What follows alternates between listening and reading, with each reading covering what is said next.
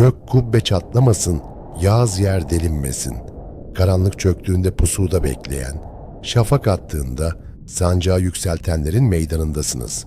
Ataların unutturulmuş vasiyeti, tarihin kanla yazılmış gizli mührü. Bugün Börübudu'nun nefesiyle yeniden can buluyor. Gözü pek olanın, törebilenin, diz çökmeyenlerin sofrası kuruldu. Eski çağların gür sesi, bugünün hakikatiyle birleşiyor. Pusatlar parlasın, akıllar keskinleşsin. Börübudun teşkilatına hoş geldiniz.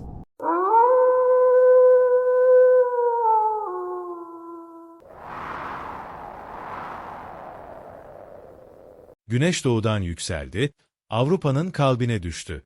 Hazine dolu, ordu hazır. Cihan onun gelmesini bekliyordu.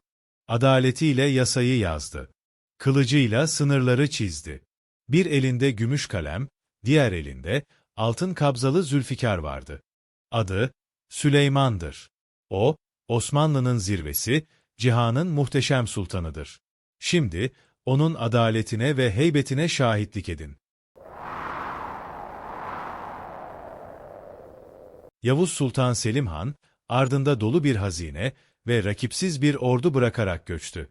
Genç Süleyman, bu sarsılmaz gücün tek varisi olarak Manisa'dan İstanbul'a yürüdü. Tahta çıktığında, dünya onu tek evlat, rahat sultan sandı.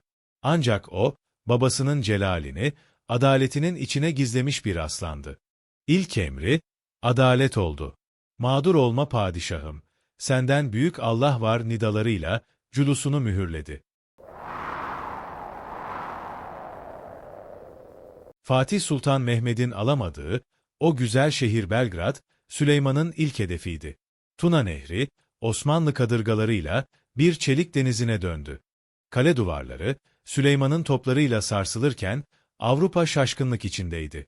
Kayalıklardaki aslan sonunda teslim oldu. Belgrad'ın fethiyle, Avrupa'nın kapıları aralanmıştı. Süleyman, atını şehrin katedraline sürdüğünde, artık sadece bir padişah değil, bir fatihti. Akdeniz'in kilidi, şövalyelerin yuvası Rodos. Süleyman, denizlerin hakimiyeti için bu geçilmez adaya en büyük kuşatma ordusunu gönderdi. Aylarca süren çatışmalarda şövalyeler direndi. Ama Türk lağımcılarının yer altından gelen gümbürtüsü kaderlerini çizdi. Süleyman, şövalyelerin cesaretine hürmet ederek adayı terk etmelerine izin verdi. Adalet ve merhamet, Rodos'un burçlarına böyle işlendi. Macar ordusuyla Mohaç Ovası'nda karşılaştığında Süleyman gök gürlemesini yanına almıştı.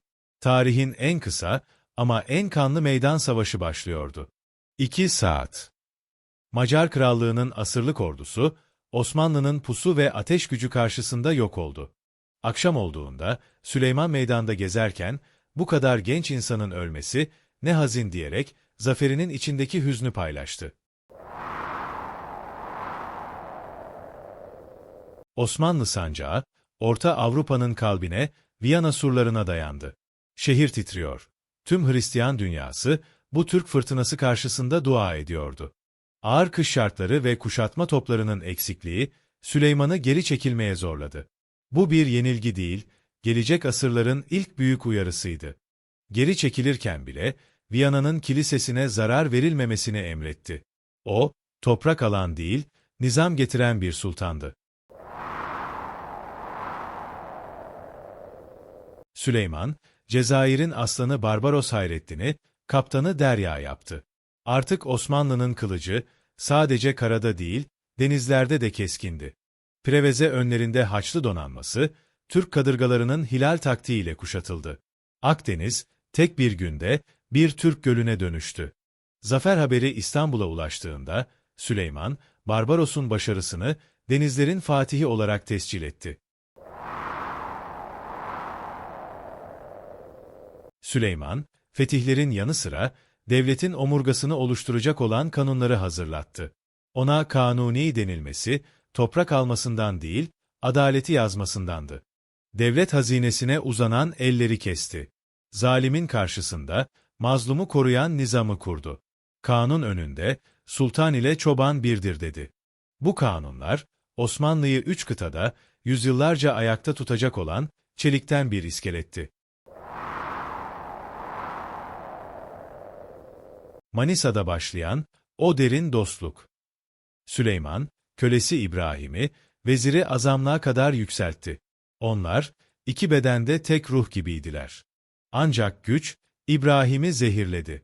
Kendine Serasker Sultan diyecek kadar kibirlendiğinde, Kanuni'nin adalet kılıcı kınından çıktı.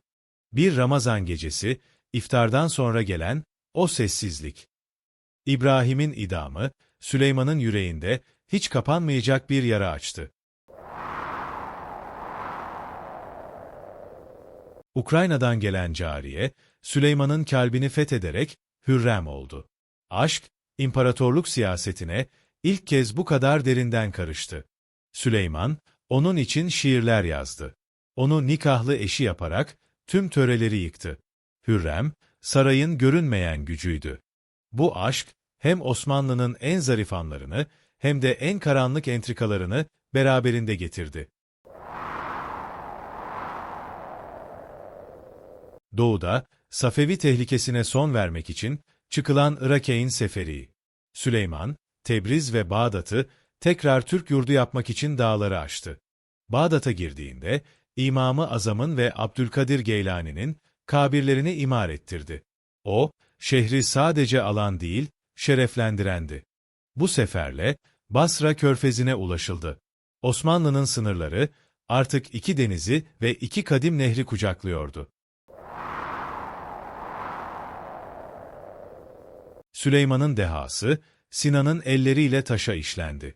Süleymaniye Camii, İstanbul'un 7 tepesinden birinde bir imparatorluk mührü gibi yükseldi. Caminin her taşı, imparatorluğun gücünü ve zarafetini temsil ediyordu. Sinan, taşı sadece dizmedi. Ona ruh üfledi. Süleymaniye, sadece bir ibadethane değil, muhteşem asırın ebedi şahidiydi. Osmanlı kadırgaları, Portekizlilere karşı Hint Okyanusu'nun dev dalgalarına meydan okudu. Cihan hakimiyeti artık okyanuslara taşmıştı. Hadım Süleyman Paşa ve Seydi Ali Reis, uzak diyarlarda Türk bayrağını dalgalandırdı. Adaletin sesi, Gücerat'tan Aceh'e kadar ulaştı. Bu seferler, Osmanlı'nın, dünyanın en uzak köşesindeki mazlumlar için bile bir umut olduğunun kanıtıydı. Büyük denizci Piri Reis, cihanın haritasını çizdiğinde, Avrupa henüz Amerika'nın sırrını çözememişti. Osmanlı dehası, coğrafyanın sınırlarını zorladı. Kitabı Bahriye ile denizlerin seyir defteri yazıldı. Ancak bu büyük bilginin sonu, siyasetin karanlık sularında trajik bir biçimde noktalandı. Piri Reis'in haritası, Süleyman'ın cihan hakimiyeti vizyonunun bilimsel bir yansımasıydı. O sert çehrenin altında, muhibbi mahlasıyla şiirler yazan bir ruh vardı. Süleyman, kelimelerle de bir imparatorluk kurdu. Halk içinde muteber bir nesne yok devlet gibi. Olmaya devlet, cihanda bir nefes sıhhat gibi. Bu mısralar, onun hayat felsefesiydi. Şiirlerinde aşkı, Allah'a olan bağlılığını ve dünyanın geçiciliğini anlattı. O, tahtın şairiydi. İmparatorluğun gözbebeği, ordunun ve halkın sevgilisi Şehzade Mustafa. Bir ihanet kumpası ve devletin bekası arasında kalan Süleyman, en zor kararını verdi. Konya Ereğlisi'ndeki o karanlık çadır. Mustafa'nın idamı, Osmanlı tarihinin en hüzünlü sayfasıdır. Bir baba, evladını devlet için kurban etti. Bu olaydan sonra, Süleyman'ın yüreğindeki güneş söndü. Artık o, sadece yaşlı ve yorgun bir aslandı. Akdeniz'deki son engel, Malta. Şövalyelerin bu küçük adası, Osmanlı ordusunun en çetin direnişlerinden birine sahne oldu. Turgut Reis gibi dev denizciler, bu kuşatmada şehit düştü. Malta'nın surları geçilemedi. Ama Türk'ün heybeti, tüm Akdeniz'i bir kez daha titretti. Bu kuşatma, Süleyman'ın denizlerdeki son büyük denemesiydi. Güneş, yavaşça batıya kayıyordu. Fransa Kralı François, Süleyman'a dünyanın sultanı diyerek yardım diledi. Süleyman'ın bir mektubu, Avrupa'da kralları titretir, savaşları durdururdu. Avrupa'daki mezhep savaşlarını ve krallıkları, Osmanlı'nın çıkarları doğrultusunda yönetti. O, Avrupa'nın gizli hakimiydi. İngiltere'den Fransa'ya kadar herkes, sözünün üstüne söz söylemenin bedelini ödüyordu. Süleyman 72 yaşındaydı. Ayakları tutmuyordu. Ancak o, son nefesimi, gaza yolunda vermek isterim diyerek, Zigetvar seferine çıktı. Arabasında değil, askeri görsün diye, at üstünde ilerledi. Ordusu, onun bu azmini gördükçe coştu. Hastalığı arttı. Çadırdan çıkamaz oldu. Ama iradesi, hala kalenin surlarını dövüyordu. Kale düşmek üzereyken, 7 Eylül 1566 gecesi, cihanın muhteşem sultanı, sessizce ruhunu teslim etti. Veziri Azam Sokullu Mehmet Paşa, ordunun morali bozulmasın diye, bu ölümü gizledi. Sultan ölmüştü. Ama zafer, hala onun adıyla kazanılıyordu. Zigetvar düştüğünde, Süleyman'ın naaşı, tahtın altına gizlice defnedildi. O, zaferini görmüş ama dünyadan göçmüştü. 46 yıllık saltanatın sonunda, Osmanlı 3 kıta ve 7 denize hükmeden, tarihin gördüğü en büyük güçtü. Ardında büyük bir adalet nizamı, muhteşem eserler ve sarsılmaz bir devlet bıraktı. O, bir çağa adını verdi. Kanuni Sultan Süleyman, sadece bir hükümdar değil, Osmanlı medeniyetinin zirvesindeki asılmamış tabloydu. Sancak, en uç noktaya dikildi, vakit doldu. Süleyman göçtü. Ama cihanın muhteşem dediği o asır, tarihin sayfalarına altın harflerle kazındı. O, kanunuyla adaleti, kılıcıyla heybeti, şiiriyle zarafeti birleştiren cihanın sultanıdır. Ve bilinsin ki, Kanuni'nin adaleti olmasaydı, o ihtişamlı sarayların hiçbir hükmü kalmazdı. Sözümüz bir ok gibi yayından çıktı, hedefi buldu. Sanılmasın ki ateş söndü, sanılmasın ki kurt inine çekildi.